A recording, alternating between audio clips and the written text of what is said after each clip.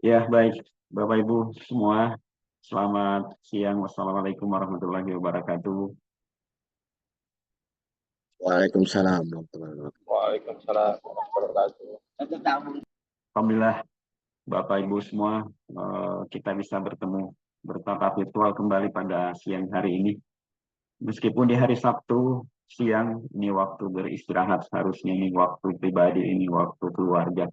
Tapi demi untuk mencerdaskan bangsa, kita eh, mengtibakan waktu kita pada siang hari ini untuk eh, bertemu di Zoom meeting ini untuk bisa menyiapkan eh, rencana pelatihan bagi eh, teman-teman kita di daerah masing-masing. Semua adalah untuk kontribusi kita memajukan pendidikan di Indonesia. Yang saat ini Kementerian kita mengharapkan adanya satu proses transformasi pendidikan di dalam sistem pendidikan kita ataupun di dalam penyelenggaraan pembelajaran di sekolah-sekolah dengan memanfaatkan teknologi informasi. Dalam hal ini kita diharapkan semua bisa menjadi agen perubahan untuk mengubah mindset yang tadinya semua bekerja secara offline menjadi bisa bekerja secara online, secara kombinasi. Sehingga mindset-mindset digital ini perlu kita gelorakan, perlu kita kampanyekan, perlu kita promosikan, perlu kita biasakan di dalam kelas-kelas pembelajaran kita, di dalam kelas-kelas pelatihan kita, agar proses transformasi ini bisa mengalami percepatan.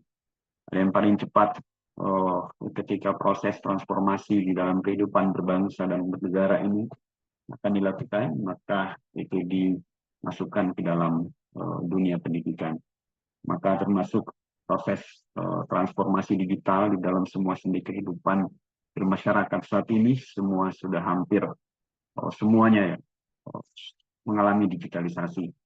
Maka tak terkecuali pula dunia pendidikan harus masuk sampai ke sana. Oleh karena proses pembangunan sumber daya manusia kita, proses pembangunan manusia-manusia, anak-anak bangsa kita untuk bisa beradaptasi di dalam kehidupan masa depan yang serba digital, ini harus kita biasakan di dalam pelaksanaan proses pembelajaran di sekolah. Oleh karena itu, mutlak adanya ketika siswa kita hendak bisa menggunakan pangkat TIK ini di dalam proses belajarnya, maka para guru pun harus juga melakukan penyesuaian. Maka tantangan berat kita memang sebagai guru, sebagai agen proses transformasi saat ini adalah di saat kita melakukan proses belajar dalam proses transformasi, saat yang sama kita juga harus mengajarkan kepada siswa kita untuk bergerak bersama. Maka kolaborasi belajar antara guru sebagai generasi apa namanya ini generasi yang lebih senior dengan para murid-muridnya yang lebih lebih muda dengan semangat belajar yang tinggi, itu kita harapkan kombinasi itu, kolaborasi itu bisa menghasilkan satu percepatan di dalam proses transformasi. Nah, itu yang kita harapkan. Kenapa? Karena kita ini sebagai guru, ya sebagai guru punya pengalaman lebih banyak dibandingkan dengan anak-anak kita. Tapi para anak-anak kita semua punya kemampuan belajar, punya kemampuan adaptasi yang tinggi terhadap perkembangan teknologi. Maka kombinasi antara pengalaman dan semangat belajar ini akan menghasilkan satu proses yang berkualitas. Ini yang kita harapkan berada di ruang-ruang kelas kita semua. Ya, jadi Bapak Ibu kemarin kita sudah uh, apa namanya membahas tentang rencana pelatihan ataupun materi pelatihan, skenario pelatihan berkaitan dengan pengenalan fitur-fitur Chromebook ya bagi guru-guru kita di lapangan. Nah, harapan kita bahwa Bapak Ibu semua sudah memiliki gambaran terhadap bagaimana pelaksanaan pelatihan pengenalan fitur Chromebook ini. tentu tantangan-tantangan kemarin yang sudah didiskusikan, termasuk dari Pak Gatot yang sangat luar biasa memberikan gambaran tentang kita, itu kemudian menjadi proses merenungkan tentang bagaimana kondisi di lapangan yang akan kita hadapi nanti, menghadapi para Bapak Ibu guru, kepala sekolah, sebagai orang dewasa yang akan kita ajarkan. Seolah-olah ini menjadi sebuah hal baru, apalagi yang berkaitan dengan teknologi, pemanfaatan teknologi. Ini tantangannya sangat berat ketika kita hendak mengajari para guru-guru kita yang sudah mapan bekerja dengan satu platform, kemudian kita ajak untuk berpindah, bermigrasi bekerja menggunakan platform yang baru. Atau dari tadinya bekerja secara offline, kemudian berbasis PC, kemudian kita ingin mengajaknya menggunakan bekerja secara online dengan platform yang baru pula. Maka ini sangat besar effort yang kita lakukan untuk menggiring kebiasaan-kebiasaan ini agar bisa menjadi budaya kerja yang baru dan bisa pula ditularkan kepada siswa kita. Nah, Bapak Ibu sekalian, materi kita pada hari ini ada dua sesi yang kita akan lakukan materi kita pada hari ini. Yang pertama adalah, apa suara saya masih belum jelas? Jelas, Pak. Jelas, Pak. Cukup jelas, Pak. Baik. Ada dua materi yang kita akan pelajari atau siap kita diskusikan pada siang hari ini sampai sore nanti, yaitu yang pertama pada sesi pertama pukul 14 sampai dengan pukul 15.30. Oh, ini waktu Indonesia Tengah ya, saya melihatnya. Itu materi tentang pengenalan fitur-fitur, ya, pemanfaatan fitur-fitur Google. Nah, kemudian sesi kedua adalah pemanfaatan TIK di dalam pembelajaran.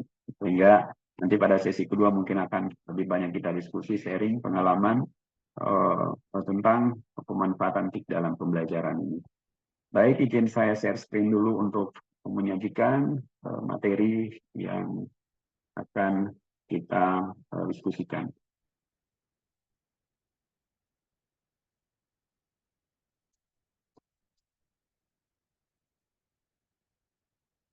Ya, sudah terlihat ya, Bapak Ibu. Ya.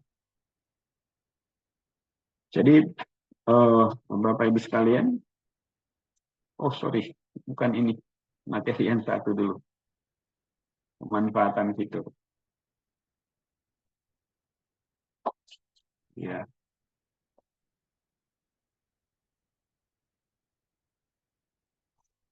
Ya, pemanfaatan fitur dan aplikasi pada ekosistem Google. Ya, jadi Bapak Ibu pada materi ini yang kita akan diskusikan adalah bagaimana menyiapkan pelatihan bagi guru untuk materi yang berkaitan dengan aplikasi-aplikasi Google atau alat-alat Google. Jadi ada beberapa alat Google yang akan menjadi materi di dalam pelatihan kita. Nanti akan kita lihat. Jadi ada Google Docs, kemudian ada Spreadsheet, kemudian ada Google Slide, dan Google Meet, ada Google Form ya. Nah, Bapak Ibu sekalian, ini adalah merupakan alat-alat Google yang dasar gitu. Jadi kalau di Microsoft, di Office itu ya ada Microsoft Word, ada Microsoft Excel, kemudian Microsoft PowerPoint, kemudian ada Teams ya, dan ada Form juga ya. Nah, Bapak Ibu, karena kita menggunakan Google for Education, maka kita akan menggunakan mengenalkan aplikasi-aplikasi Google. Nah, sudah mengingatkan Bapak Ibu 3 hal di dalam pelatihan kita, yaitu semuanya harus aktif, semuanya harus bekerja sama, berkolaborasi, dan semua harus bersedia berbagi. Ya. Nah, Bapak Ibu sekalian, kita akan mengawali pelatihan kita di lapangan itu dengan perkenalan, dan tentu untuk sesi kita ini tidak perlu ada perkenalan lagi. Nah, kemudian dalam proses perkenalan juga kita berikan ice breaking. Nah, Bapak Ibu sekalian, ada 2 ice breaking yang akan saya berikan ke kita semua ya. Contohnya ini, karena ini adalah online, maka Bapak Ibu ini tebak gambar bacanya. Kira-kira apa ini bacanya ya?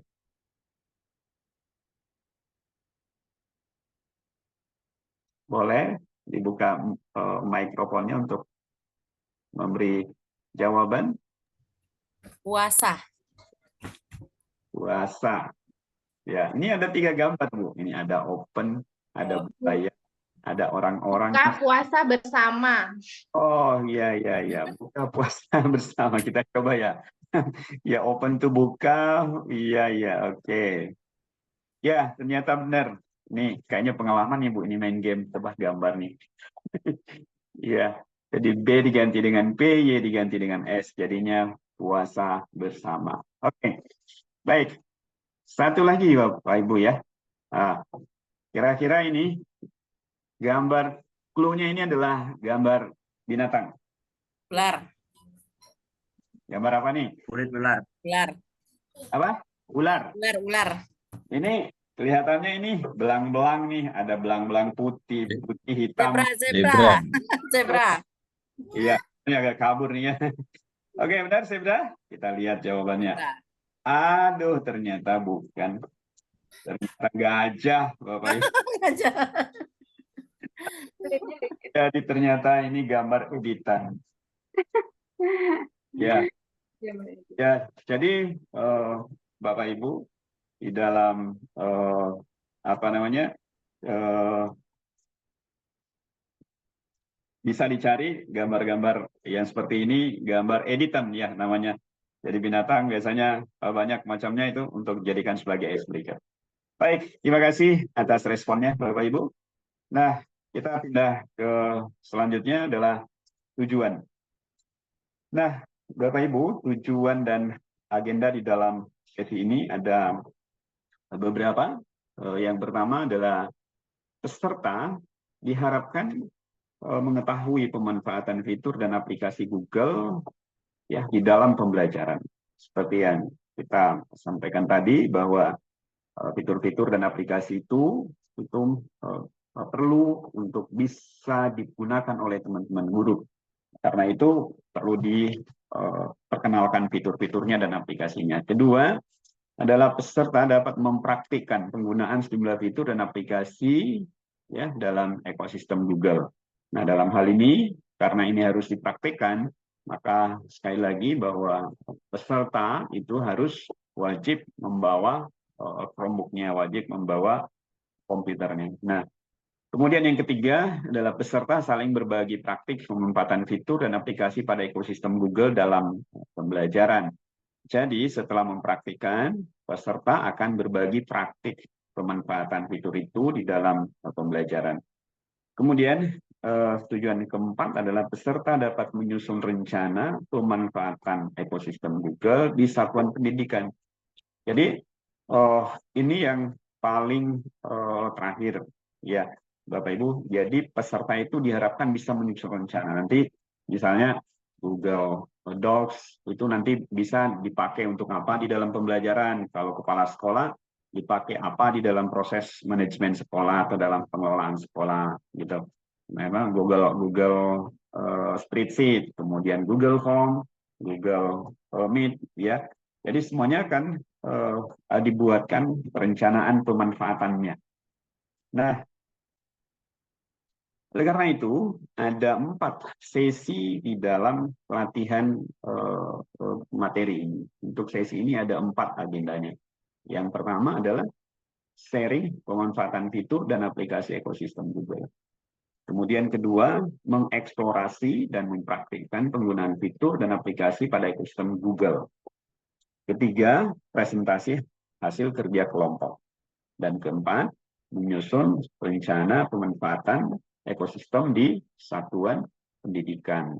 Jadi 4 sesi ini yang menjadi menjadi target atau menjadi tahapan-tahapan di dalam pelatihan untuk materi sesinya. Nah, kira-kira seperti itu. Nah, selanjutnya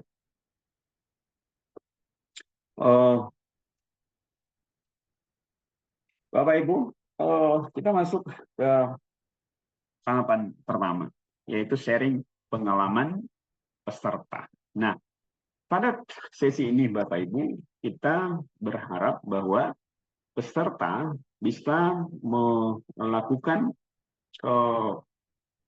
sharing pengalaman. Nah, untuk sharing pengalaman ini, Bapak Ibu, peserta kita akan kelompokkan secara berpasangan. Jadi dikelompokkan secara berpasangan, berdua berarti ya. Jadi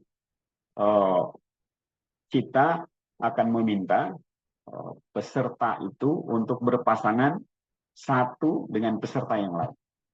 Sehingga nanti masing-masing akan memiliki pasangan. Kalau ganjil, ya apa boleh buat, harus berpasangan dengan fasilitator. Ya mudah-mudahan ada tenaga bantu yang bisa membantu kita untuk melengkapi pasangan. Ya. Kemudian setelah itu kita akan meminta kepada peserta yang saling berpasangan itu untuk sharing. Kemudian sharingnya dilakukan dalam 2 putaran. Nah, masing-masing putaran berjalan selama 4 menit. Gitu. Jadi 2 putaran. Nah, setiap putaran berjalan selama 4 menit. Setelah putaran 1 selesai, peserta akan mencari pasangan baru untuk putaran kedua. Jadi gitu. Jadi nanti di lapangan, di kelas, kita akan kelompokkan peserta secara berpasangan. Jadi 2 kali. Pilih pasangan pertama.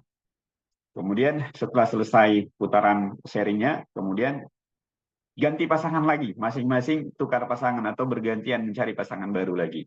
Nah, sehingga akan terbentuk lagi pasangan kedua. Nah, Bapak Ibu, ada pertanyaan yang kita akan berikan kepada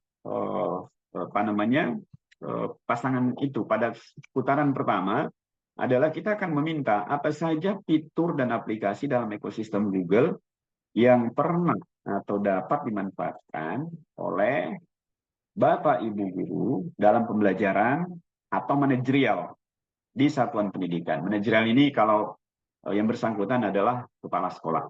Ya, sehingga ini yang kita minta mereka diskusikan. Nah, sehingga Bapak Ibu, kita akan meminta peserta saling sharing. Pertanyaan satu ke pasangannya, kemudian setelah itu akan tukaran. Nah, kira-kira begitu. Nah, untuk kita ini, kalau kita ingin coba diskusikan ini, kira-kira Bapak Ibu ada nggak yang bisa berbagi tentang ini, sharing? Bu Ferawati, ada pengalaman? Bisa sharing berkaitan dengan pertanyaan ini yang pertama?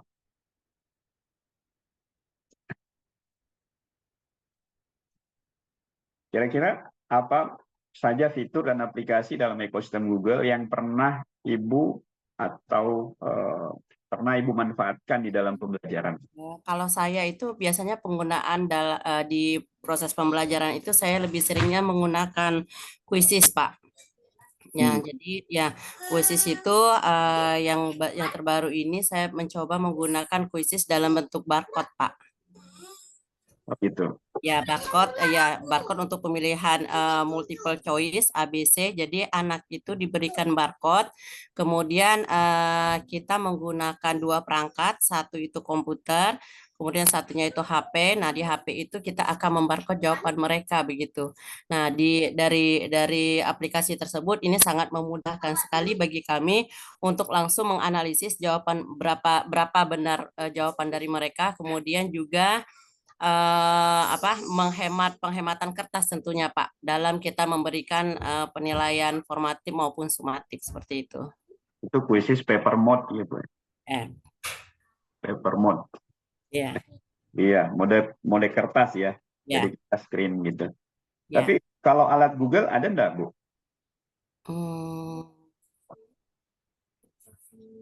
aplikasi Google.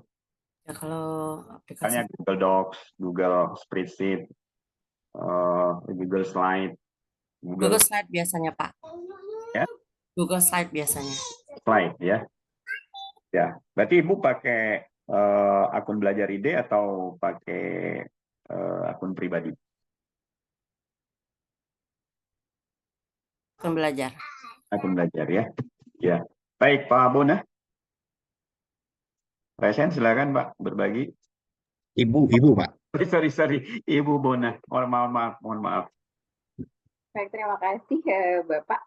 Saya ingin berbagi, jadi alat-alat Google yang biasa saya gunakan dalam proses pembelajaran itu Pak, seperti Google Form, biasanya digunakan untuk memberikan tugas pada siswa, jika ada PR atau proses pembelajaran daring. Kemudian biasanya juga menggunakan Google Meet, Pak. Google Meet itu rutin, itu juga untuk proses pembelajaran daring. Jika di sekolah misalnya ini ada kegiatan ya Pak yang mengharuskan kita untuk rapat pada pagi hari, kemudian biasanya sore saya Google Meet bersama siswa gitu. Jadi pertemuan biasanya 1,5 jam seperti itu. Kemudian setelah itu saya kirimkan tugas melalui Google Form. Kemudian ada juga yang saya minta siswa untuk mengirimkan tugas-tugas berupa video untuk pelajaran IPA Pak ya. Jadi tugas IPA yang biasanya saya minta siswa mengirimkan hasil dari videonya itu ke Google Drive Pak. Google Drive. Ke Google Drive. Ya, Nggak jadi pakai Google Classroom untuk ngirim tugasnya? ada juga Pak di Classroom. Jadi kalau di dalam Classroom saya juga menyimpan seperti e-book seperti itu. Jadi e-book, kemudian ada link-link video pembelajaran. Jadi memang saya letakkan di situ. Jika ada tugas, saya minta mereka langsung membuka seperti itu. Iya. Baik, terima kasih Bu Bona. Pak Denny? Terima kasih Bapak. Kalau di sekolah saya, pembelajaran digital dengan Google ini jalan banget Pak, dari bahkan sebelum tahun 2020. Jadi sebelum tahun itu Google itu ada kasih kami domain khusus gitu. Jadi kami punya smapetrus.net. Jadi kalau dulu di Kalimantan Barat itu kan kalau sudah ada kebakaran hutan itu kan biasanya sekolah libur Pak. Nah, jadi kami udah menggunakan itu. Jadi sebelum pandemi aja kita udah pakai LMS gitu untuk anak-anak bisa belajar di rumah. Apalagi ketika pandemi kemarin, jadi guru-guru juga sudah terbiasa. Jadi kita punya classroomnya itu satu modelnya, setiap kelas punya classroomnya. Jadi yang satu kelas itu banyak pengajarnya gitu Pak. Jadi pengajarnya masuk di situ, kemudian kita juga menggunakan sistem flip classroom. Jadi setiap guru wajib untuk menyampaikan informasi tentang pembelajaran sebelum ketemu siswanya di kelas. Jadi anak-anak udah bisa tahu dulu nih mereka mau belajar apa, kemudian tujuan pembelajaran juga sudah diberikan. Mereka teman-teman guru kadang juga menyediakan terkait dengan Google Slide, Google Sheet, kemudian Google Docs untuk bisa mereka berkolaborasi. Apalagi ya. Banyak sih Pak untuk asesmennya Google Form. Jadi hampir semua fitur di Google kami sudah optimal. Sudah lebih dahsyat lagi nih sekolahnya Pak Denny. Alhamdulillah. Nih Pak Kuadri gimana? Nih orang Belopa nih. Ya, tapi Pak. Ya, silakan. Kalau sama tadi dengan Pak Denny, kalau di SMK 1 Telaga Sari yang di Kabupaten Kota Baru ini, itu sebenarnya kami sudah memiliki GWE yang dulu disebut Google Suite juga sejak tahun 2017, Pak. Iya. Jadi dengan akun belajar ini, ID ini, jadi siswa itu dan guru-guru sudah lebih familiar dan sistem yang Bapak jelaskan kemarin tentang manajemen administrasi itu menggunakan Drive bersama itu sudah kami lakukan sejak dulu. Apalagi dengan Drive itu sudah bisa diinstal di laptop masing-masing, jadi saya tidak, jadi memang agak kendala di awal itu bagaimana mengajak guru untuk membudayakan itu ya, jadi itu kendalanya. Nah, ada persepsi bahwa apa namanya berat lah dan lain sebagainya, padahal sebenarnya enggak. Jadi kita membudayakan dulu dan sistemnya diatur, dan saya tidak melayani dengan kepala sekolah guru yang mau ngambil file ke TU dan lain sebagainya menggunakan flash disk.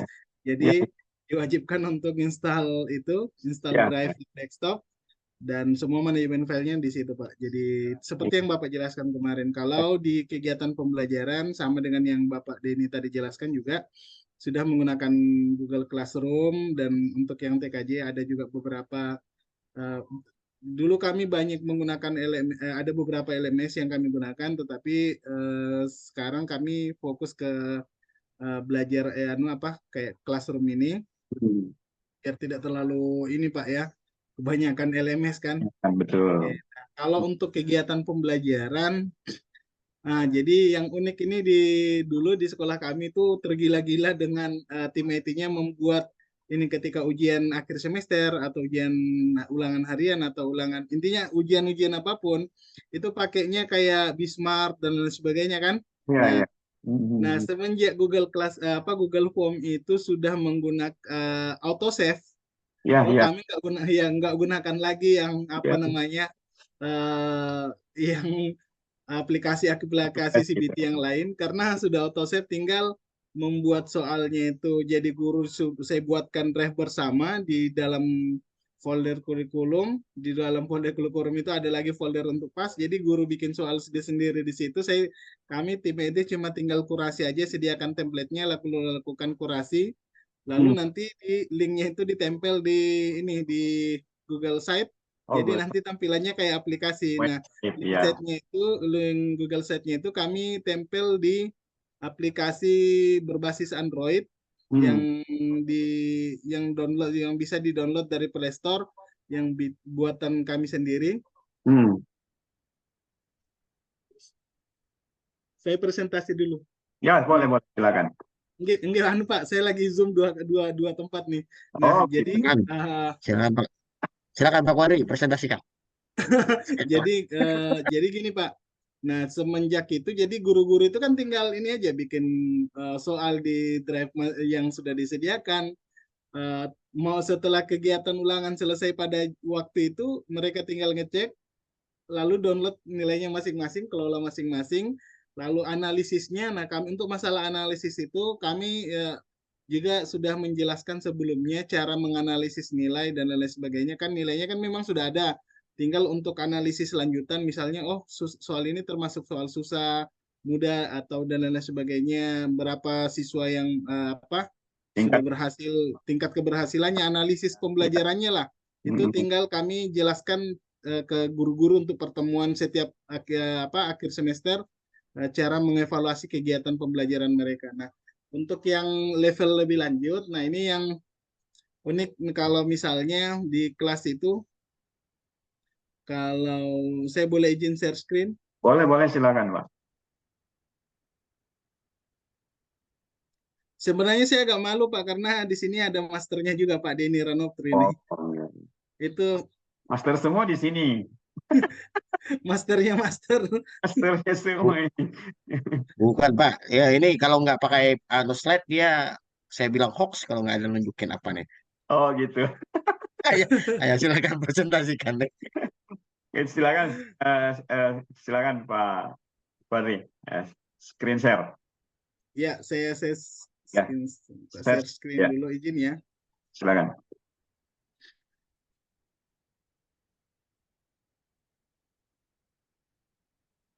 Oke, contoh misalnya saya ambil ya salah satunya. Jadi mereka kayak bikin database kayak gini.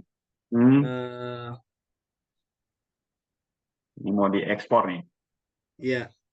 Nah, jadi mereka tinggal yang sudah, ini khusus yang TKJ Pak. Jadi saya ngajar itu berdasarkan ininya. Jadi kalau di akuntansi, cuma ini belum jalan fotonya ini. Jadi kayak begini. Nah, mereka sudah bikin kayak gini nih. Locker Studio. Ini Google Site. Pakai Locker Pak. Ya, Locker Studio. Oke. Ya. Nama Google Spreadsheet ini kayaknya nih. Kalau khusus yang KJ soalnya. Nah, kalau di akuntansi saya kaitkan matematika dengan Google Spreadsheet, Pak. Jadi biar sebenarnya banyak aplikasi lain, tetapi kita pengen aplikasi itu yang betul-betul hari-hari mereka gunakan dan mudah dan gratis. Betul. Jadi kayak gitu. Jadi kayak tugas prakteknya mereka itu sedikit. Misalnya saya ngajarnya tentang ini nih. Misalnya topiknya tentang Topiknya itu tentang misal topiknya tentang logika matematika.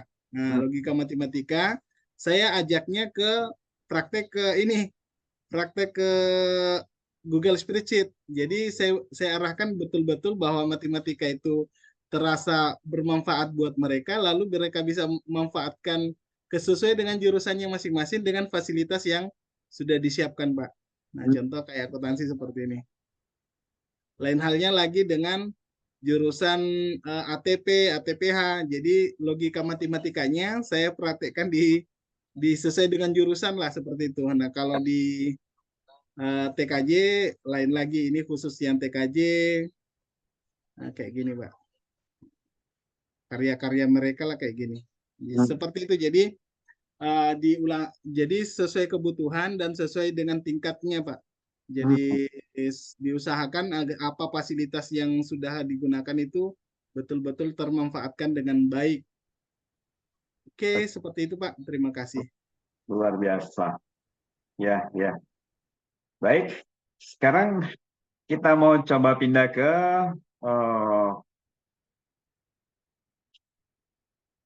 gantian pasangan. Nah, ke peserta berpasangan tadi kan, ini pasangan pertama. Setelah pasangan kedua, Bapak Ibu, jadi seperti tadi yang berbagi, share, pengalaman. Nah,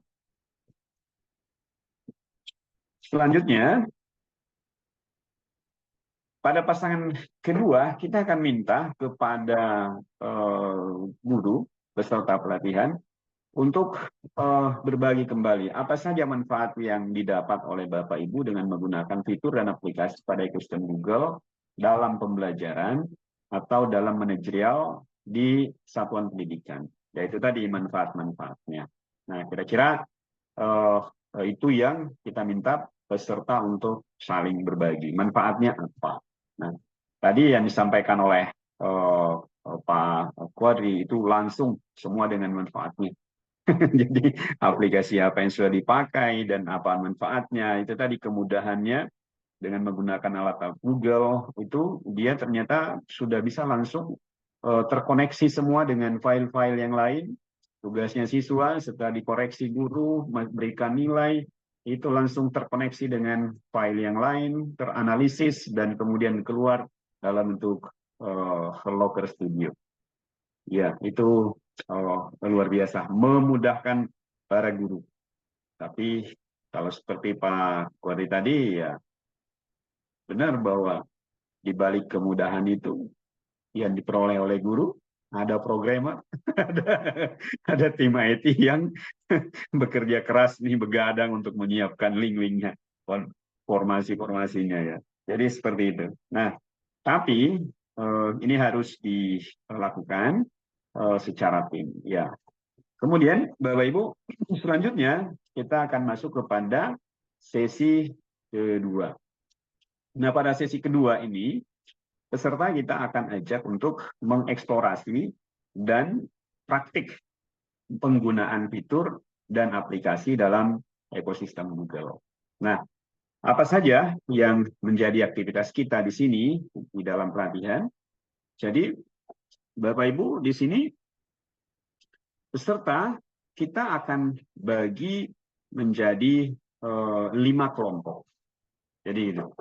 Jadi peserta kita akan bagi menjadi 5 kelompok. Nah, bagaimana teknik membagi kelompoknya menjadi 5? Saya pikir kita semua sudah pengalaman di dalam mengelompokkan peserta. Tapi secara sederhana bisa kita bagi dengan peserta menghitung sampai 5. 1, 2, 3, 4, 5. Kemudian ulangi lagi 1, 2, 3, 4, 5. Nah, yang nyebut angka yang sama akan satu kelompok. Sehingga yang nyebut angka 1 berkumpul menjadi satu kelompok 1. Kemudian yang menyebut angka 2 menjadi kelompok 2. Yang kelompok 3, 4, dan 5. Sehingga semua peserta akan terkelompok menjadi 5 kelompok.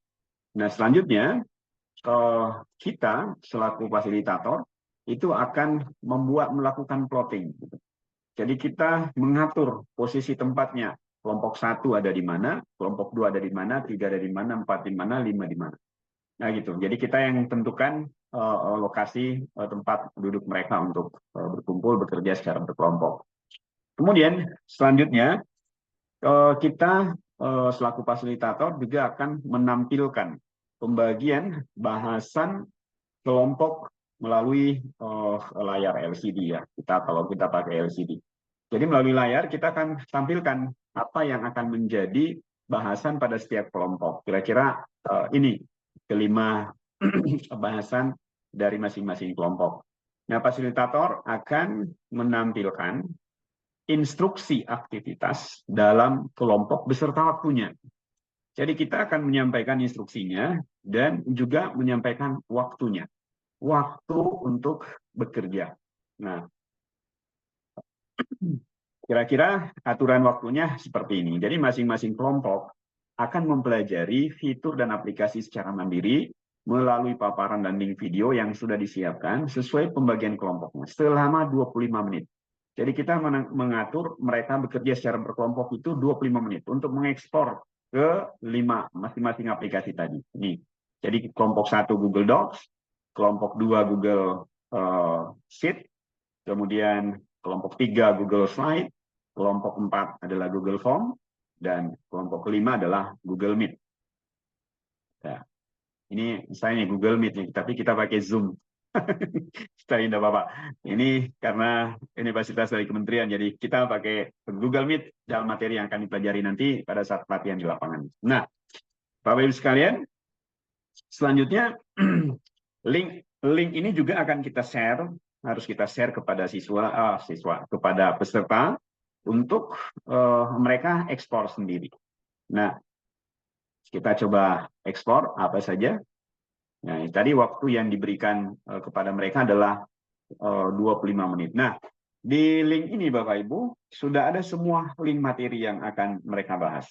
Sehingga tinggal kita share dan misalnya kita lihat apa saja aktivitasnya untuk Google Doc.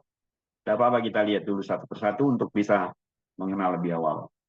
Nah, Ibu Bapak sekalian, jadi materi Google Docs itu hanya ada 6 slide. Ya, dan aktivitasnya sederhana sekali, ya sangat dasar saja yang kita perkenalkan.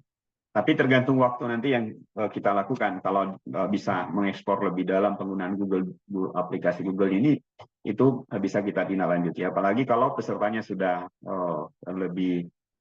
sudah familiar. Ya. Nah, masing-masing kelompok ini mempelajari mengenai fitur secara mandiri melalui pemaparan 25 menit tadi. Jadi waktunya ini 55 menit. Ya. Jadi tugasnya peserta adalah ini, membuat file pada Google Docs, ya, pada Google Docs yang di dalamnya memuat 2 paragraf tulisan, 1 tabel atau gambar, serta membuat link tautan akses menuju dokumen tersebut. Ah, ini sudah biasa kan Bapak Ibu? Ya. Jadi membuat Google Docs. Nah, jadi isinya ini saja. Jadi peserta diminta untuk membuat 1 file Google Docs, kemudian isinya berupa 2 paragraf tulisan. Apakah dia mau ketik sendiri ataukah dia mau copy dari browsernya, itu terserah mereka. Kemudian memasukkan tabel, menginsert gambar, kemudian mengambil link tautan untuk mengakses dokumen ini. Ya. Kemudian selanjutnya adalah masing-masing kelompok menyusun daftar pemanfaatan fitur sesuai dengan kelompok yang dapat diaplikasikan dalam perencanaan dan pelaksanaan pembelajaran satuan pendidikan selama 10 menit. Nah, setelah peserta membuat ini, kita minta lagi peserta untuk menyusun daftar pemanfaatan fitur ini. Ini kira-kira untuk apa? Nah, apa yang bisa dikerjakan dengan menggunakan Google Docs? Ya, mungkin nanti peserta akan menulis, membuat modul ajar, membuat LKPD, membuat program tahunan dan sebagainya. Kalau kepala sekolah tentu mungkin akan membuat persuratan atau membuat SK, membuat dokumen kurikulum itu dalam bentuk Google Docs. Gitu.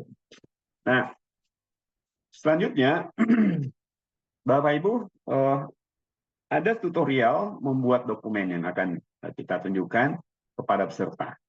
Ya, saya screen share saja. Jadi ini juga kita sampaikan tentang cara membuat dokumennya. Jadi mulai dari drive saya, kemudian tombol baru, klik tombol baru, kemudian setelah itu klik Google Dokumen, kemudian setelah itu terbuka, kita minta dia memberikan judul, kemudian setelah itu mengisi Google Docs, ya, secara otomatis dia akan tersimpan di Drive. Nah, kira-kira seperti itu yang kita minta.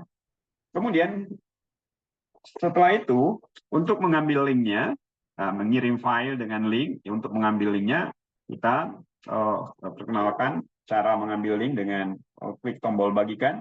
Kemudian setelah itu ada link muncul, kita bisa menyalinnya atau mengaturnya akses untuk terhadap link itu. Apakah dia melihat, memberi komentar, atau editor. Bahkan kita bisa atur editornya gimana, itu bisa di penelusuran pengaturan lanjutannya. Kemudian linknya bisa disalin, kemudian di-sharekan melalui chat atau melalui media komunikasi yang lain. Nah, kemudian kita juga menyertakan video tutorialnya di sini. Nah, di sini kalau cukup waktu, kita minta mereka untuk memutar film ini atau video ini, rekaman ini untuk melihat tutorialnya lebih jauh. Nah, saya kira di situ untuk docs-nya. Gimana dengan Google Sheet? Ini lagi-lagi dasar-dasar nih, tidak sejelimet tadi yang dibuat oleh Pak Wadri ini. Ini Google Sheet-nya yang diperkenalkan dasar sama. Jadi kita minta kepada kelompok itu membuat file dalam Google Sheet. Ini dalam Google Sheet yang di dalamnya memuat isian tabel. Yaitu, jadi memuat isian tabel, kemudian apa lagi? Informasi ya yang dalam bentuk kata dan angka, serta membuat link tautan akses menuju dokumen tersebut. Jadi mirip tadi dengan Google Docs, harus sampai kepada linknya, karena link itu yang akan menentukan apakah guru sudah terbiasa untuk bekerja berkolaborasi. Jadi gitu. Kemudian setelah itu mereka juga akan menuliskan pemanfaatannya. Fitur-fitur Google Sheet ini bisa dipakai untuk apa di dalam bagi guru di dalam pembelajaran, bagi kepala sekolah itu dalam manajerial sekolah. Nah, jadi seperti itu. Nah, kemudian setelah itu ada tutorial untuk membuat file dalam bentuk Google Spreadsheet, sama seperti tadi dengan Google Dokumen. Ya, juga di slide terakhir ada video tutorial yang kalau cukup waktu peserta bisa kita minta untuk menonton rekaman video untuk melihat tutorialnya. Kemudian untuk Google Slide. Google Slide yang perlu dipelajari oleh peserta adalah berkaitan dengan membuat file pada Google Slide yang di dalamnya membuat slide minimal 3. Jadi minimal 3 slide dengan isian penjelasan dalam kalimat dan gambar. Jadi ada kalimat, ada gambar, atau boleh dalam bentuk tabel, serta membuat link tautan akses menuju dokumen tersebut. Sehingga minimal slide pertama adalah kalimat, slide kedua adalah tabel, ya. Slide ketiga mungkin bisa masukkan linknya di sana, ya. Nah, kemudian setelah itu peserta juga akan menuliskan pemanfaatan Google Slide ini untuk pembelajaran dan termasuk di dalam manajerial. Nah, itu kira-kira. Nah, cara membuat Google Slide, file dalam Google Slide juga ada tutorial yang diberikan kepada peserta dan diakhiri dengan juga file atau video tutorial yang peserta bisa tonton secara langsung, secara mandiri. Nah, selanjutnya adalah Google Form. Apa saja yang menjadi tugas dari peserta yang mengambil Google Form? Jadi, peserta itu akan membuat formulir isian pada form. Jadi, diharapkan peserta bisa membuat ini Google Form dengan isi yang memuat 3 pertanyaan. Jadi pertanyaannya apa saja, boleh apa dan sebagainya. Tapi harus dengan jenis yang berbeda. Mungkin ada yang uraian singkat, ya, atau pertanyaan jawaban singkat lah kalau Google Form. Mungkin ada pilihan ganda, ya, 1 jawaban. Ya, ada pilihan ganda majemuk, ya, dengan pilihan benar lebih dari 1. Nah, gitu.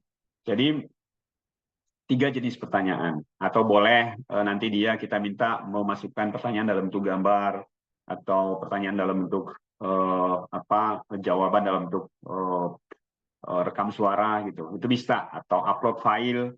Jadi peserta kita minta ngupload file, itu bisa. Mereka sudah bisa berkreasi minimal 3 pertanyaan, kemudian serta membuat link tautan akses menuju formulir tersebut. Jadi peserta minimalnya seperti ini, ya, belum sampai kepada membuat pertanyaan bertingkat dengan bagian-bagian, ya, jadi belum sampai ke sana. Kita hanya ingin berharap bahwa mereka tahu bahwa ada Google Form yang bisa dipakai untuk membuat alat-alat instrumen untuk mengumpulkan data. Kemudian setelah itu masuk ke slide yang sama seperti Google Docs, Sheet, dan slide tadi adalah pemanfaatan fitur. Itu Google Form ini bisa dipakai untuk kepentingan apa saja bagi guru. Ya, misalnya tentu kalau guru adalah membuat asesmen, ya, asesmen awal kah, asesmen diagnostik, asesmen formatif, asesmen sumatif, bisa membuat feedback, ya, membuat refleksi bagi anak dibantu dengan Google Form, bisa membuat kuis ya dengan menggunakan Google Form, ya. Jadi itu. Kemudian apalagi bisa melakukan survei kepada di dalam pembelajaran, ya, itu bisa semua menggunakan Google Form. Bagi kepala sekolah, ya, tentu bisa mengatur agenda-agenda prioritas, ya, bisa menggunakan Google Form, ya. Jadi termasuk dalam instrumen pengambilan keputusan. Jadi seperti itu. Kemudian juga ada prosedur langkah-langkahnya untuk membuat Google Form di Drive, ya, sama seperti membuat Google Slide, Sheet, dan Docs tadi. Kemudian, ya, jadi kira-kira seperti ini juga tampilan yang kita harapkan mereka bisa buat, ya, Bapak Ibu. Jadi pilih tugas, ada tugas kuis, mengaktifkan mode terkunci di Chromebook. Nah, ini juga perlu kita perkenalkan untuk setelannya. Jadi ceritanya ini, setelan untuk kalau ini dipakai untuk penilaian. Kemudian, apalagi? Ini tambah pertanyaan, ya. Kemudian memberikan kunci jawaban. Ini juga ternyata harus disiapkan sampai membuat kunci jawaban. Karena tadi adalah pertanyaan, ya. Jadi kalau pilihan ganda kompleks, maka ada kunci jawabannya. Kalau pilihan ganda tunggal, jawaban tunggal, maka ada kunci jawabannya. Kalau dia misalnya jawaban singkat, boleh juga jawaban singkat menyiapkan kunci jawaban. Jadi beberapa opsi-opsi jawaban, ya. Karena kalau jawaban singkat kita mau buatkan kunci jawaban harus ada beberapa opsinya, termasuk opsi kemungkinan siswa mengetik huruf kecil semua, atau huruf kapital pertama, atau huruf kapital semua, atau kalimat lengkap, dan sebagainya gitu. Ini jawaban singkat. Kemudian, apalagi melihat rekapan hasil kuis. Ya, dari hasil kuis yang ada, nah, bisa dirilis karena ada tautan untuk mengambilnya, untuk mengisinya, maka itu akan dicoba diisi oleh teman-teman sekelompok, ya, gitu. Sehingga bisa melihat rekapan hasil kuis. Nah, kira-kira akan melihat nanti tampilan responnya. Nah, gitu. Kemudian setelah itu kita minta kepada peserta untuk membuat spreadsheet-nya, membuat jawabannya dalam spreadsheet. Jadi tentu dengan mengklik buat spreadsheet kepada new spreadsheet, ya. Nah, gitu. Supaya bisa dilihat bagaimana hasil dari pengisian kuis, atau pengisian kuesioner, atau pengisian asesmen yang telah dilakukan dengan menggunakan Google Form. Di slide akhir ada video tutorial yang peserta juga bisa lihat untuk cara pembuatannya. Nah, kira-kira itu untuk materi Google Form. Kalau Google Meet sendiri gimana? Nah, kita lihat gimana standar dari materi Google Meet yang akan dikerjakan oleh kelompok kelima. Nah, pakai Google Meet. Nah, apa yang diharapkan dilakukan oleh kelompok 5 adalah membuat undangan meeting pada Google Meet yang di dalamnya memuat informasi pertemuan dan mengundang beberapa partisipan melalui email, serta membuat link tautan akses menuju undangan tersebut. Selanjutnya, dapat mempraktikkan pertemuan tersebut dalam Google Meet secara langsung. Sehingga untuk Google Meet, langsung Google Meet, praktik Google Meet pada saat bekerja berkelompok. Nah, setelah itu, Bapak Ibu, kita harapkan peserta juga bisa membuat pemanfaatan fitur-fitur ini di dalam pembelajaran, di dalam manajerial bagi kepala sekolah. Nah, jadi seperti itu. Nah, sekarang bagaimana cara melakukan video call menggunakan Google Meet? Nah, jadi kira-kira seperti ini. Jadi kita masuk ke Meet, kemudian di sisi kiri Gmail, jadi klik tombol New Meeting. Ya, kemudian klik Join Now, bergabung sekarang dan bagikan kodenya. Kemudian klik bergabung sekarang. Nah, itu panduannya.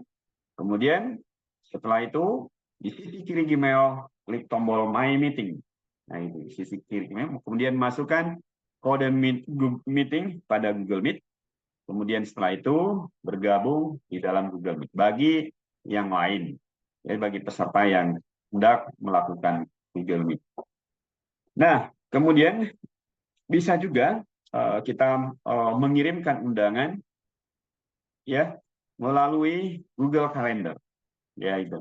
Jadi dengan cara membuka Google Calendar di Google Chrome ini, jadi di titik 9 kan bisa kita temukan Google Calendar. Jadi kemudian diklik ikon kalender di pusat aplikasi, kemudian buat acara dengan klik di tanggal yang kita mau, masukkan email tamu dan simpan. Jadi ini panduan untuk penggunaan agenda pada Google Calendar. Kemudian kamu akan menerima undangan via email atau kita dapat menyalin link Google Meet. Kemudian setelah itu kita share kepada peserta meeting. Jadi bagusnya adalah semua peserta itu harus tahu alamat emailnya. Itu karena biasa dalam beberapa pertemuan di MGMP, di dalam temuan-temuan pelatihan itu ketika kita minta alamat emailnya guru, dia lupa alamat emailnya, terutama alamat email akun belajar ID mereka itu lupa. Nah, saya bilang ini emailnya saja lupa, apalagi passwordnya. Jadi ini nih kendalanya guru-guru kita nih yang sudah terbiasa ini di lapangan itu. Jadi harus hubungi lagi operatornya. Ya, hubungi dulu operatornya. Nah, bagus, nanti kita bisa ingatkan, apalagi kalau ada registrasi di dalam pelatihan, kita bisa minta memang peserta untuk menuliskan email belajar ID-nya. Nah, seperti itu. Kemudian di slide terakhir ada video tutorial untuk mempelajari Google Meet. Nah, kira-kira seperti itu. Nah, Bapak Ibu sekalian, dari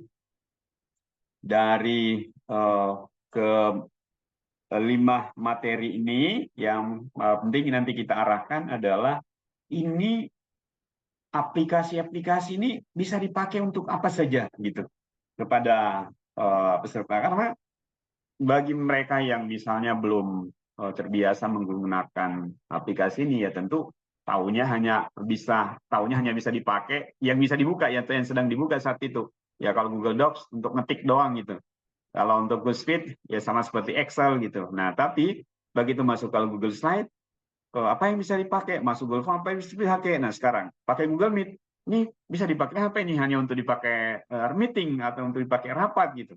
Apa benar hanya bisa dipakai rapat itu Google Meet? Nah, itu kira-kira yang perlu. Nah, mungkin dalam hal ini ada pengalaman di kita yang bisa di-share.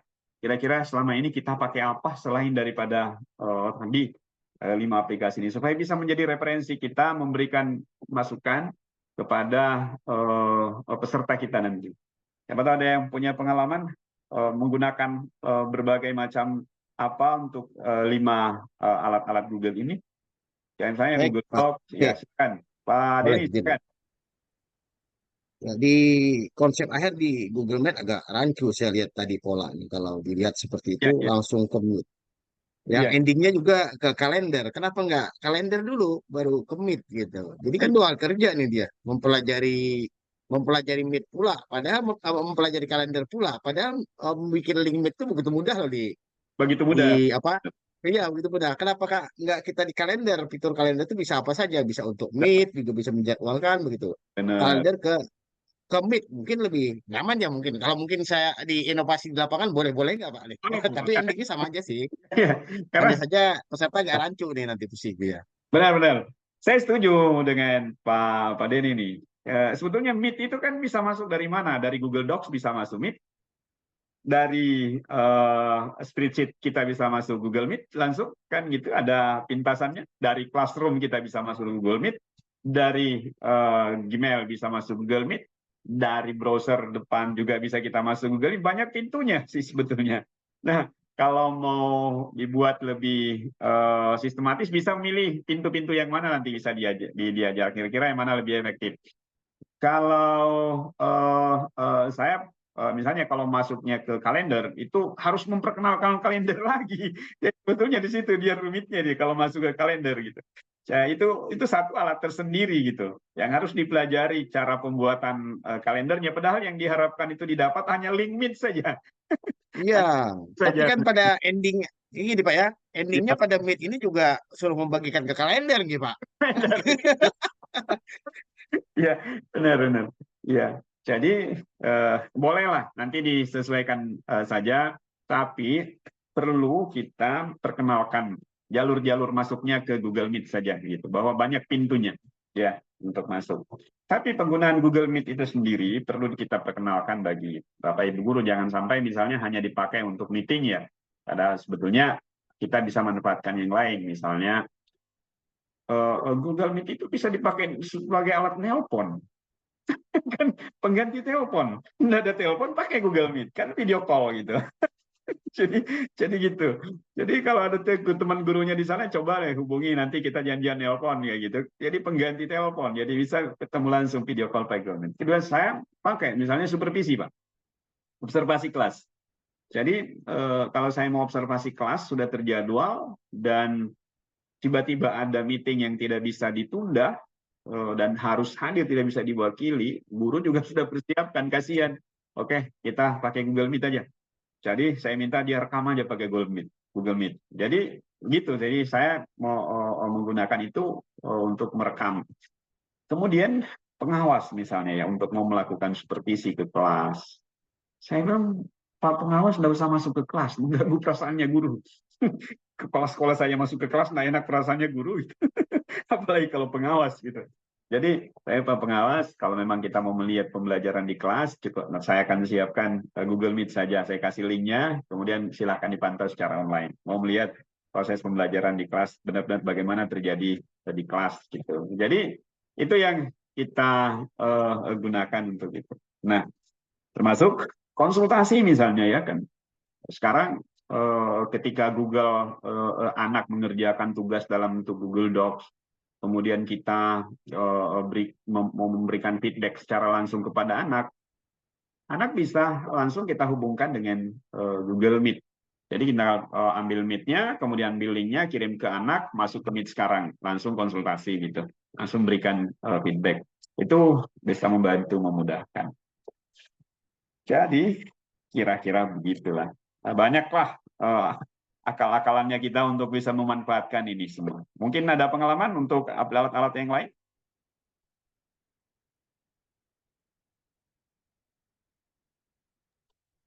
Google Slide, Google Form, Google Sheet, Google Docs, ini bisa dipakai yang apa saja nih. Ngedit video, ngedit foto bisa nggak pakai Google Google apa namanya, Google Docs, Google Slide ini? Kalau Kurang mantap mikrofon kayak biasa punya kita pakai. Office 365. Pakai Google Image dia.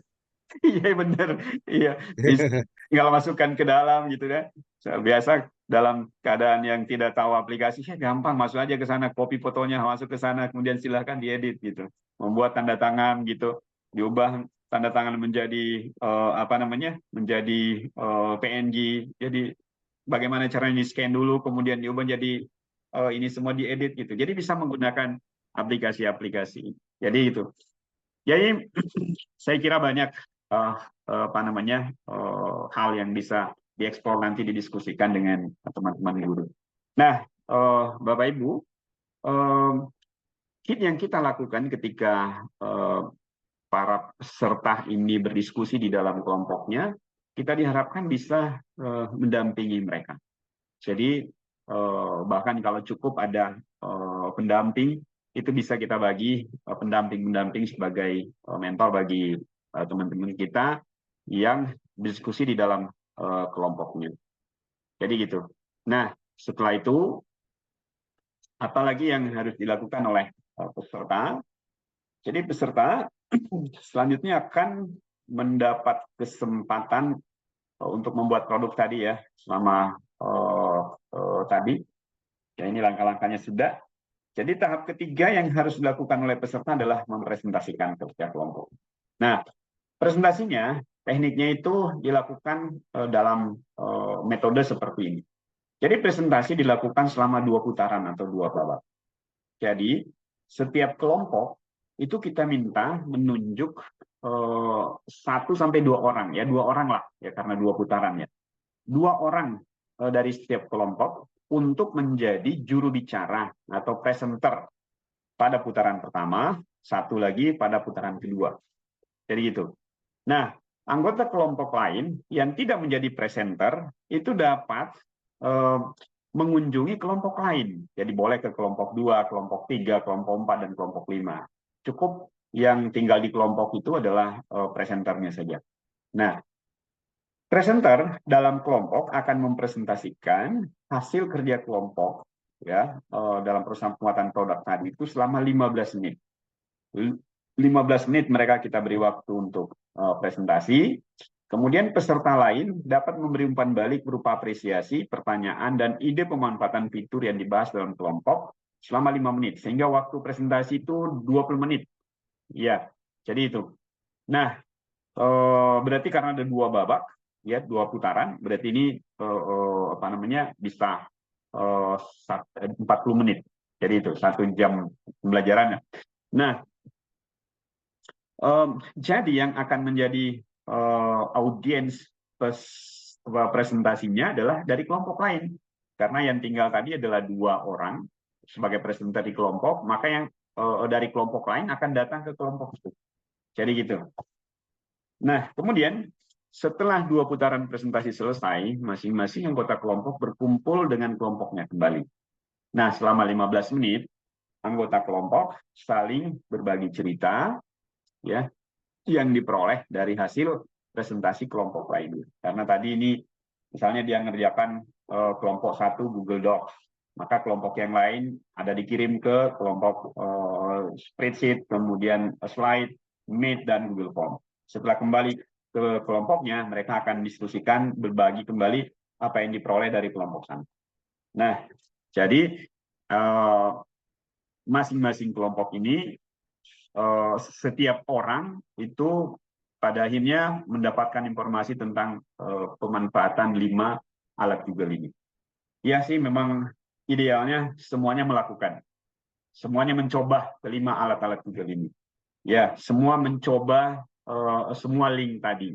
Tapi karena waktu yang membatasi, maka kita pakai metode tadi. Jadi secara bergantian, cukup mereka 1 alat saja yang dipresentasikan. Gitu. Nah, nanti secara mandiri semua peserta akan mencobanya secara langsung.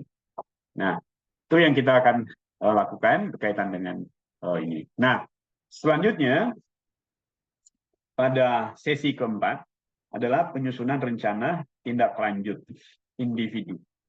Ya, jadi tindak lanjut individu untuk pemanfaatan fitur aplikasi pada ekosistem Google. Nah, setiap orang, jadi ceritanya sudah selesai presentasi kelompok, maka selanjutnya membuat rencana tindak lanjut. Rencana tindak lanjut ini dibuat masing-masing oleh peserta, jadi sifatnya individual. Nah, kira-kira seperti ini formatnya. Jadi, setelah mengenal fitur aplikasi pada Google, masing-masing peserta menyusun tindak lanjutnya dalam waktu 10 menit. Kita berikan waktu untuk menyelesaikan rencana tindak lanjutnya. Rencananya tindak lanjut ini dibuat dalam bentuk 3, ya, rencana aktivitasnya, kemudian waktu pelaksanaan, dan keterangan. Jadi keterangannya yang berkaitan dengan apa-apa yang berkaitan dengan rencana aktivitas yang akan dia lakukan. Jadi RTL ini harus dibuat per orang, sekali lagi, dan tidak ada batasan aktivitas apa saja yang akan dibuat oleh peserta. Ya, tidak ada batasannya, mau buat banyak itu tergantung dari yang bersangkutan, tapi minimalnya ya bisa membuat rencana tindak lanjut ya sebanyak tabel yang disiapkan oleh fasilitator. Jadi nanti kalau kita buat 3, ya 3. Kalau buat 5, ya 5 aktivitas apa yang dibuat rencana tindak lanjut minimalnya gitu. Tapi secara maksimalnya nanti tergantung dari kemampuan para peserta. Kira-kira seperti itu. Nah, rencana tindak lanjut manfaat fitur exam itu kita membuat kelompok kecil beranggotakan 3 orang. Nih, dalam waktu total 5 menit. Nih, jadi dalam waktu total 5 menit saling membagikan RTL.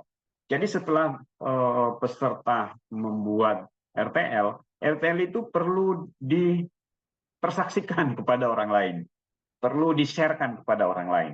Jadi itu setidaknya bisa menjadi saksi bahwa saya menjadi saksi bahwa ada merencanakan tindak lanjut ini. Saya bisa memberikan feedback, gitu. Saya bisa memberikan masukan atas feedbacknya atau retailnya bisa menjadi referensi bagi saya untuk menambahkan rencana tindak lanjut saya atau memperbaiki rencana tindak lanjut saya. Jadi kita membuat kelompok kecil beranggotakan 3 orang dan dalam waktu total 5 menit saling membagikan RTL untuk memanfaatkan fitur sistem Google ini di satuan pendidikan masing-masing. Nah, itu materi untuk sesi pemanfaatan fitur dan aplikasi Google. Yang kalau di dalam pelatihan ini akan kita bawakan di lapangan ya, itu kira-kira 180 menit. Nah, mungkin ada pertanyaan, ada komentar, ada saran, atau ada yang ingin disampaikan. Ya, saya persilakan. Kita punya waktu 12 menit sebelum istirahat jeda.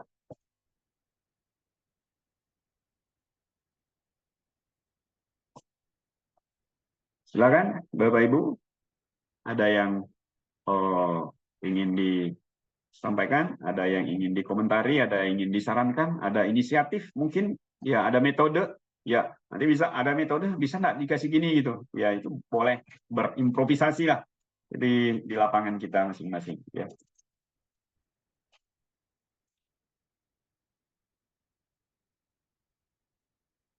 Siapa nih mau berbagi? Pak Quadri, mau berbagi.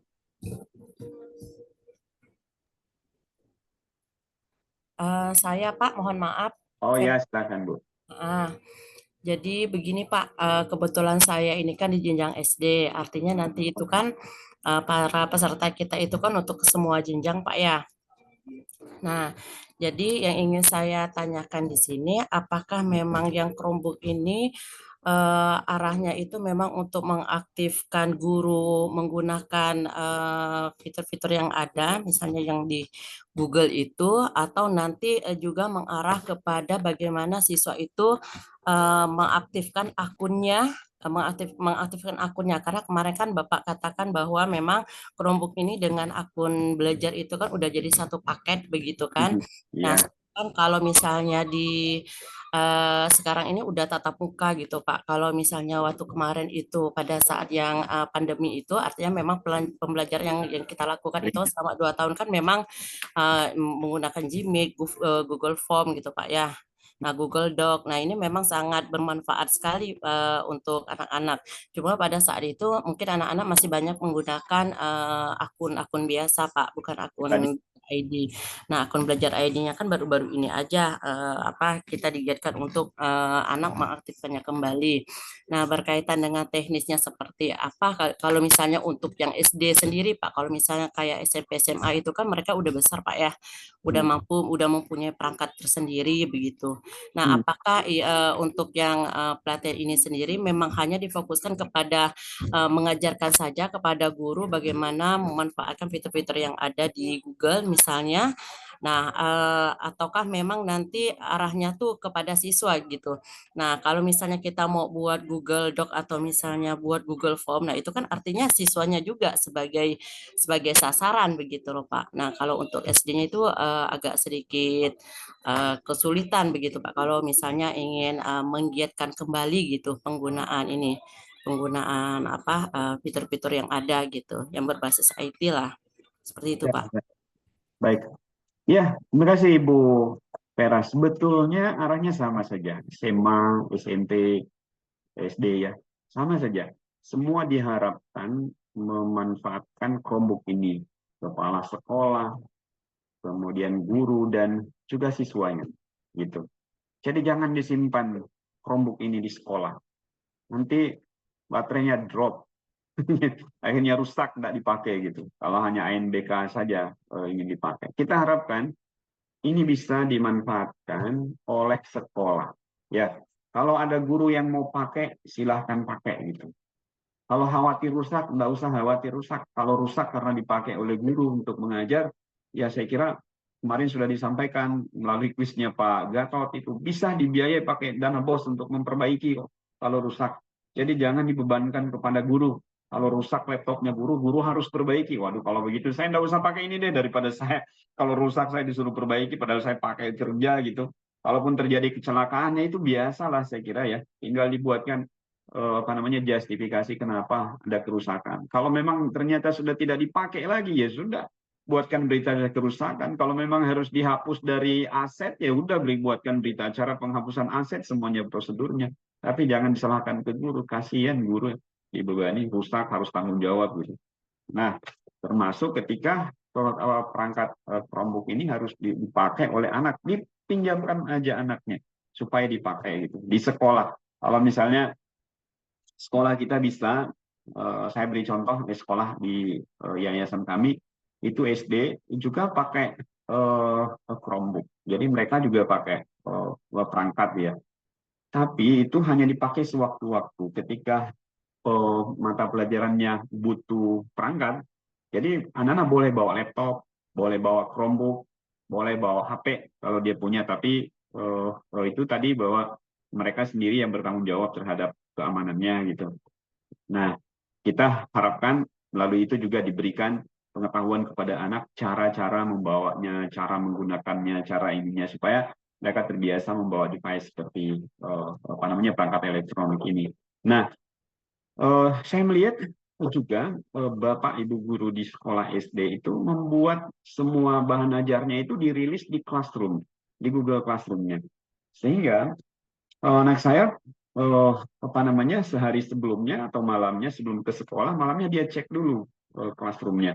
Besok apa yang akan saya pelajari? Nah, ketika ada informasi yang mau dipersiapkan, alat dan bahan yang harus dipersiapkan, jadi informasinya dikirim ke Classroom-nya. Nah, kalau ada tugas misalnya yang diselesaikan tindak lanjut dari belajar di kelas, biasanya setelah siswa pulang, muridnya pulang, gurunya kirim tugas. Jadi malamnya anaknya cek itu classroom-nya. Semua ada tugas. Tadi katanya yang disampaikan ada tugas yang akan diberikan melalui classroom. Ada pemberitahuan lewat WA bahwa ada tugas di classroom, silakan dicek. Jadi anaknya cek lagi gitu classroom-nya. Ngerjainnya juga di situ, langsung di device di rumah yang dipakai gitu. Jadi saya berikan saja device itu kepada anak untuk kerja di classroom, download tugasnya dalam bentuk Google Docs atau Google Slide, kemudian masukkan ke classroom-nya, kemudian gurunya terima lagi seperti Pak Wari tadi. Jadi bisa dilakukan dengan cara seperti itu, tinggal ditaktisi oleh guru. Misalnya kalau memang anaknya tidak bisa bawa device-nya ke sekolah, bisa aja dipakai di rumah atau pakai HP gitu. Cukup pakai HP karena sekarang aplikasi Google ini juga sudah bisa dioperasikan lewat HP. Malah sebelum kami menerapkan kebijakan larangan membawa HP, anak-anak bawa HP semua pakai belajar. Jadi install aplikasi Google-nya itu di HP mereka. Mereka lebih lincah. Kita nggak tahu caranya, bagaimana cara mengolah dokumen di Android. Kita hanya tahunya di laptop atau di Chromebook. Karena nggak bisa dengan lincahnya itu, tangan jari-jari mereka mengenali fitur-fitur yang ada di HP gitu. Jadi seperti itu yang dilakukan. Jadi anaknya nanti mengakses bahan ajar kita, tugas ajar kita, ketika dia berada di rumah, bisa menggunakan device orang tuanya atau yang ada di rumah, didampingi oleh orang tuanya, misalnya ya kalau ada PR, silakan dikerjakan di rumah, tapi di classroom-nya. Jadi setelah selesai, di-upload ke sana. Tapi ketika kemudian berada di sekolah, pembelajarannya tetap seperti biasa, tanpa menggunakan tanpa menggunakan device. Gitu. Yang pegang device hanya gurunya. Tapi semua bahan ajarnya, tugas-tugasnya, hasil-hasilnya semua dikirim melalui Google Classroom. Setelah ada nilainya dikirim Google Classroom, kirim lagi lewat email orang tua. Jadi lewat email blast ke orang tua untuk mengirimkan hasil-hasil ulangan. Jadi seperti itu. Sebetulnya itu semua adalah tantangan yang menurut saya menjadi challenge bagi guru untuk memikirkan solusinya. Nah, ini memang konsep yang dibangun oleh Google ya, yang saya dapat penjelasannya mengapa didesain seperti ini, supaya membuka ruang bagi guru, bagi user, bagi pengguna untuk berkreasi gitu. Jadi kita semua tiba-tiba seolah-olah menjadi programmer gitu, seperti programmer. Kenapa? Karena fasilitasnya sudah disiapkan. Sepertinya kita sudah jago sekali spreadsheet. Padahal tinggal tombol-tombolnya saja yang kita pencet-pencet, sudah jadi lagi. Jadi saya melihatnya seperti itu, sehingga yang kita mesti punya mindset, paradigma berpikir kita itu adalah ini ada tantangan, ada situasi, kira-kira solusinya seperti apa. Kita bisa berdiskusi dengan teman-teman guru yang ada di sekolah, siapa tahu ada pengalaman mereka untuk mengatasi solusi masalah itu, atau kita bisa diskusi di dalam komunitas-komunitas belajar, di teman-teman grup-grup MGMT, kan sekarang banyak grup, kita bertanya, bagaimana solusinya terhadap masalah yang kita hadapi. Itu biasanya dari sana kita bisa mendapatkan inspirasi. Jadi sebetulnya harapannya begitu, Ibu ya, bukan hanya kepada guru, tapi kita harapkan kepada siswa. Di satu sekolah yang kami punya referensi itu, dia memiliki lab mobile. Jadi lab mobile itu Chromebook, ya.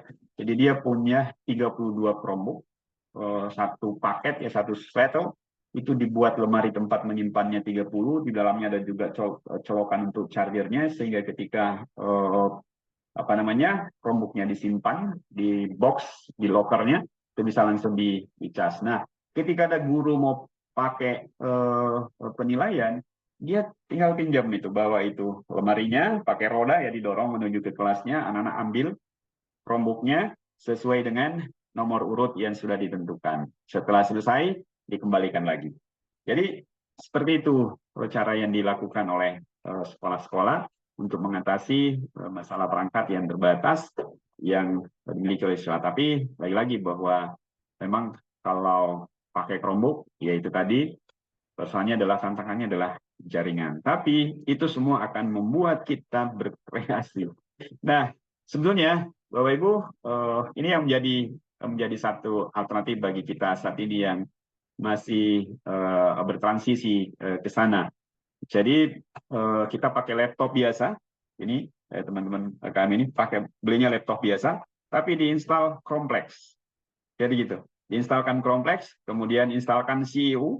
Jadi ada yang milih seperti itu, karena tadi itu dia mau spek device-nya itu yang juga bagus gitu. Jadi dia beli laptop, kemudian install Chromplex supaya bisa dikontrol oleh sekolah penggunaannya di jaringan sekolah, maka diinstalkan juga CEU untuk kemudian bisa berfungsi seperti Chromebook. tapi itu biayanya lebih mahal karena laptopnya mahal, CEO-nya saja lisensi Chromebook-nya itu sekitar 700-an, baru bisa di-enroll, jadi ya tambahlah plusnya. Jadi tapi ada beberapa yang memilih seperti itu, ya. Dan banyak, terutama pada Bapak Ibu guru. Seperti kemarin ada teman yang menyampaikan, mengomentari bahwa ini kita mau menginstal aplikasi ini kalau Chromebook nggak bisa. Nah, sebetulnya itu yang ditempuh solusi alternatifnya. Dia beli laptop biasa, install kompleks, kemudian setelah itu bisa mengoperasikan. Malah sekarang sudah bisa mengoperasikan dua, bisa tetap pakai prosesor aslinya kan, kemudian bisa didualkan dengan kompleks. Sehingga kalau mau difungsikan sebagai Chromebook, maka diaktifkan kompleksnya, kemudian yang bawaannya juga bisa tetap dipakai. Saya melihat banyak yang sudah memulai menggunakan itu. Ada yang raise hand? Silakan. Saya Pak, Denny Yuswendra. Ya. Silakan Pak. Kalau apakah suara saya terdengar Pak? Maaf, saya matikan kamera agar maksimal suaranya. Terjemah jelas Pak. Oke, terima kasih Pak Mahmudin. Jadi begini Pak Mahmudin, ada pertanyaan yang ini tujuan pemerintah untuk melakukan kegiatan ini, kalau saya pahami adalah keterpakaiannya Chromebook di Betul. sekolah yang sudah dibantu oleh pemerintah. Begitu Pak, kesimpulan saya sementara. Kemudian, ini sistem pelatihan yang akan kita lakukan nanti di daerah. Itu kan rencananya kalau saya dengar-dengar sedikit informasi itu kan mengundang satu kepala sekolah dan satu guru. Begitu informasinya. Kemudian, nah sistem pengelompokan, pengalaman Bapak nih yang saya tanya, masalah sistem pengelompokan nanti.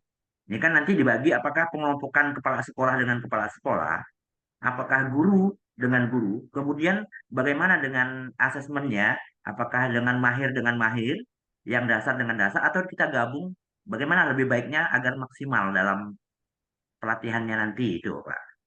Ya, yang kedua, kalau kita mengandalkan bantuan pemerintah yang hanya 15 unit ini, Betul. pengalaman Bapak itu nanti kemarin, misalnya di sekolah Bapak di awal ya, kan misalnya 600 siswa ini, berarti itu di luar apa Chromebook-nya, apakah kita tempel itu ID user, ID siswa sebanyak 40 siswa dalam satu itu, dan gurunya ini gimana sistem maksimal agar mereka yang mana ya punya saya yang mana. Itu bagaimana Bapak dalam mensiasati seperti itu. Terima kasih Pak.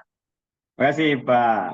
Iya, jadi kalau pengelompokan peserta karena ada kepala sekolah, ada guru, jadi kita ngelompokannya biasa aja Pak. Jadi kepala sekolah dan guru sama saja, peserta sama-sama posisinya.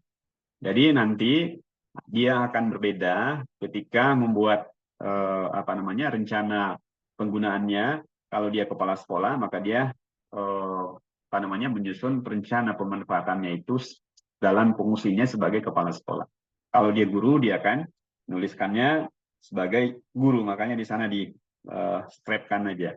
Nah, sehingga pengelompokan bisa ya ke guru, kepala sekolah dikelompokkan saja, bercampur gitu, bergabung gitu. Dan jangan dipisahkan antara guru dan kepala sekolah. Nanti gurunya pada lincah-lincah semua, kepala sekolahnya lambat-lambat gitu Pak. Biasanya begitu Pak. Yang kepala sekolah itu udah pada malas nih, yang mempelajari hal-hal baru, serahkan semua sama operator, serahkan sama guru-guru yang lebih muda, lebih ini. Jadi kepala sekolah tinggal terima gitu.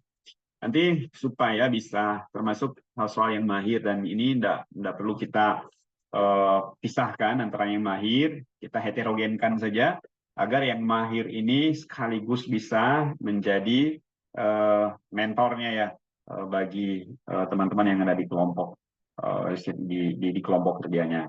Ya, jadi harapannya seperti itu supaya juga bisa membantu memperlancar jalannya pelatihan gitu. Jadi gitu. Kemudian kedua tentang itu penggunaan Chromebook yang terbatas dan dipakai untuk umum. Saya kira sebetulnya tidak perlu dicantolkan semua nama untuk semacam 40 nama untuk khusus untuk yang pakai ini. Ya, tapi kalau mau diatur teknisnya itu juga sebetulnya tergantung dari internal sekolah supaya ketahuan kalau misalnya yang pakai Chromebook ini adalah hanya nama-nama ini saja, sehingga kita bisa memunculkan rasa tanggung jawab. Ya, misalnya di komputer Chromebook 1, maka dia akan selalu pakai Chromebook 1 supaya dia tahu yang pegang itu hanya untuk tangan-tangan itu. Karena biasanya juga ada benarnya juga sih. Biasanya kalau banyak tangan yang sentuh itu perangkat elektronik itu cepat lupa itu. Ketimbang hanya satu tangan gitu. Maka kita bisa mentaktisinya dengan cara seperti itu. Maka si Chromebook 1 ini yang pakai adalah anak ini, bisa dibuat daftarnya seperti itu. Bisa juga terserah aja dari guru yang akan menggunakan.